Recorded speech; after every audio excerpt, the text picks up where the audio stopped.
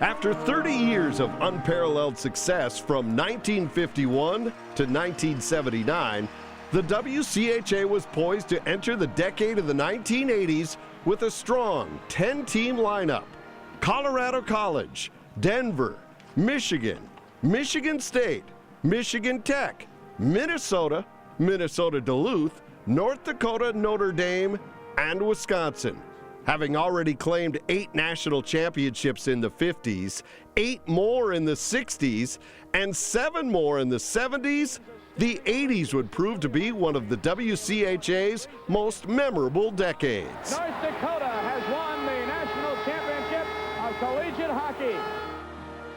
In the United States in the decade of the 1980s, it included the end of the Berlin Wall, the assassination attempt of President Ronald Reagan, the space shuttle disaster, big screen mega hits like E.T. and Star Wars, and of course, the Rubik's Cube.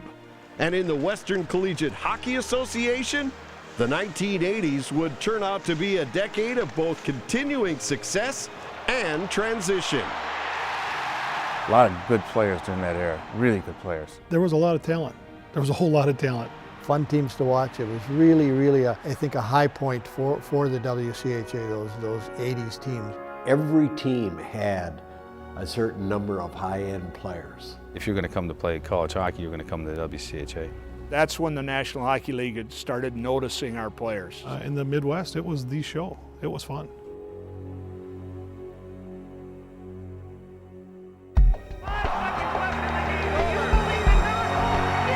In February of 1980, one of the most significant sporting events in the history of the United States took place.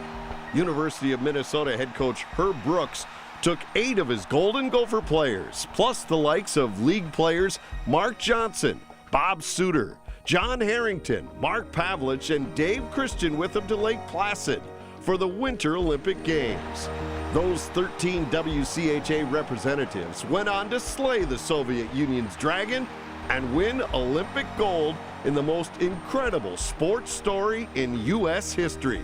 Minnesota lost some players. All the teams around the country lost quite a few players, and it was an interesting time. Here's Doug Smale, 83 points on the year, 39 goals, 44 assists. Back in the WCHA, North Dakota won the league and NCAA titles. Minnesota finished with a surprising second in WCHA play while missing 5 underclassmen who were still with that Olympic team.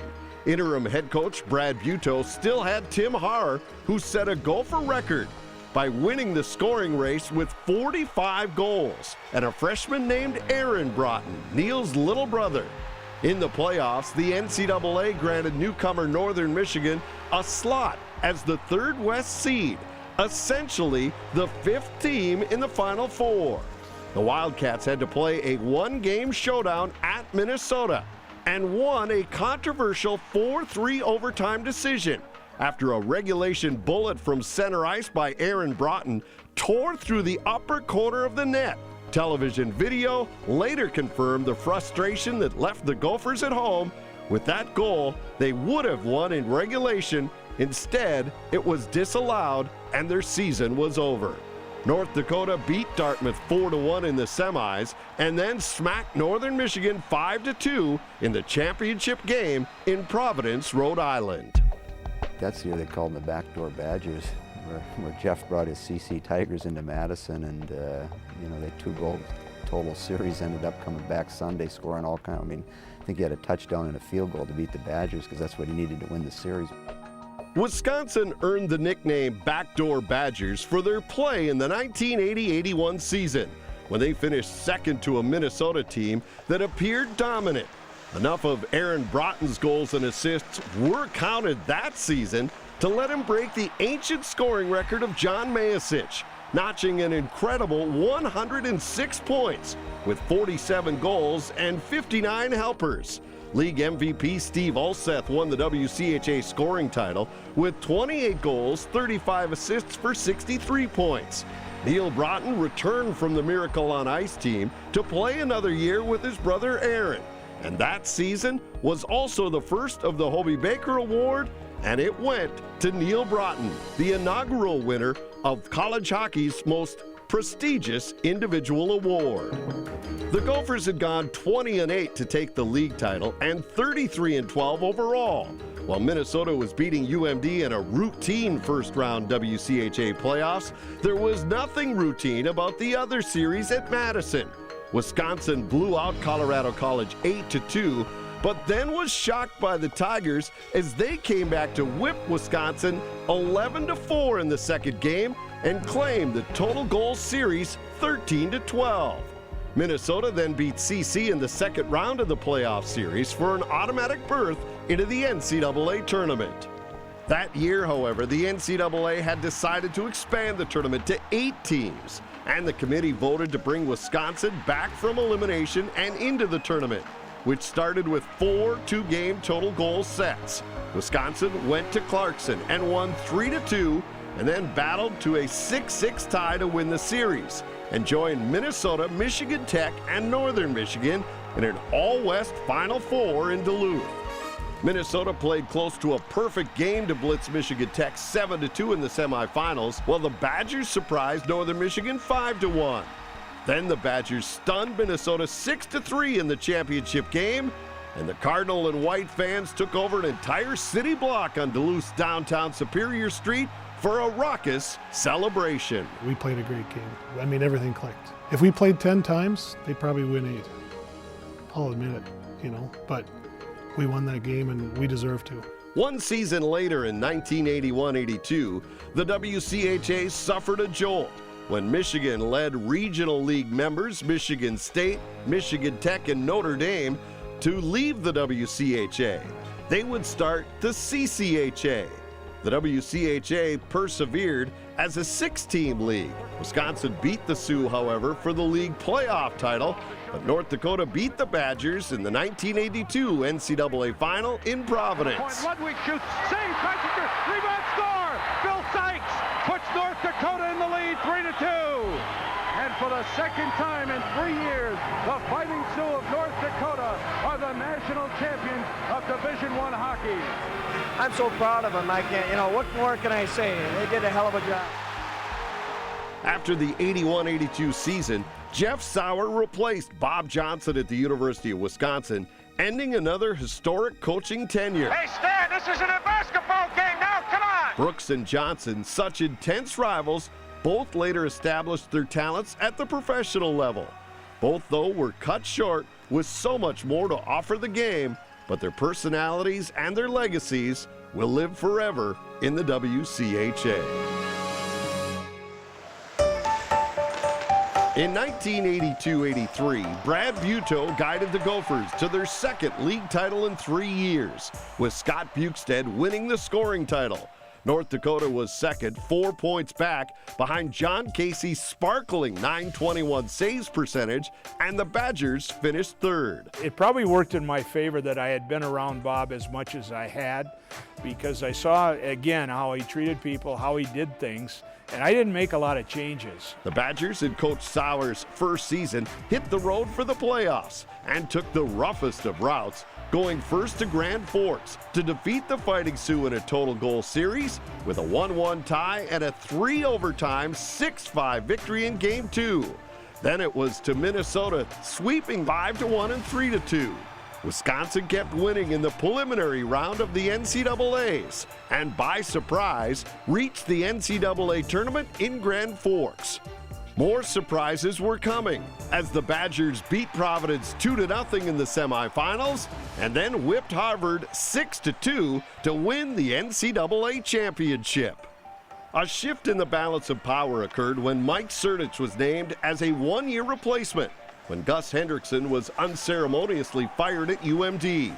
Surdich was voted Coach of the Year for igniting a rise in the Bulldogs' fortunes. Surdich's dazzling array of stars in the 83-84 season included the league's top scorer in Bill Watson, the league's best goaltender in freshman Rick Costi, and the league's best defenseman in Tom Curvers, who won the Hobey Baker Memorial Award. Now, UMD had some success. They'd never really had any team success, but the time we were there, we had tremendous team success, and we just kind of learned how to win. Rarely has any team dominated the playoffs the way UMD did, in routing Wisconsin 6-3 and 9-0. Next, the Bulldogs wiped out North Dakota 8-1 before cruising to a second game 5-4 loss in the total goal series. We are here for the game between the UMD Bulldogs. UMD then eliminated Clarkson to reach the NCAA Frozen Four in Lake Placid. The blue line, but 9 out, held at 9 to come with the shot. He scores! Thundercon from inside the blue line. The Bulldogs edged North Dakota 2-1 in overtime, the same score by which Bowling Green beat Michigan State. Locks on behind, in front, the score! Billy Watson, it's over! Watson ends it in sudden death overtime. They did it! In the final, UMD gave up a 4-3 lead when Bowling Green scored late on an odd bounce off a seam in the board. It comes out the boards, they score! The puck comes out the boards and bounces out front. You know, the first period, I think both teams kind of felt each other out. And then the second and third period, I remember the pace of the game being really at a high level. The first overtime was kind of somewhat similar. The second overtime, you could kind of see the pace because, you know, it's the national championship game. Your adrenaline's so high, you know, a bounce of the puck. In front, to Barrett, oh, and Kruzich robs Barrett. Then UMD battled to exhaustion before falling 5-4 in a record-setting fourth overtime. 2-on-2 as they bring it into the zone. 3-on-2, Kane in front, they score! Cavallini ends it. I think part of it was both teams played so hard through the game, and it was I thought it was a very well-played game. It's just someone had to lose, unfortunately, and it took forever to end the thing. In 1984-85, Northern Michigan and Michigan Tech left the Central Collegiate Hockey Association to join the WCHA, returning it to an 8-team league.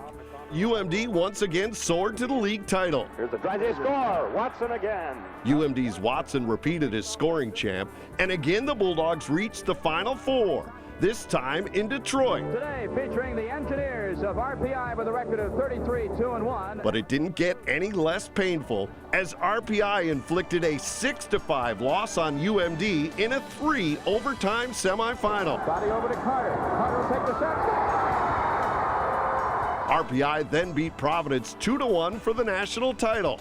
Watson, however, did give UMD its second straight Hobey Baker winner, while Costi and defenseman Norm McIver joined him as all-league picks. Denver under coach Ralph Backstrom performed a remarkable turnaround to win the 1985-86 regular season title.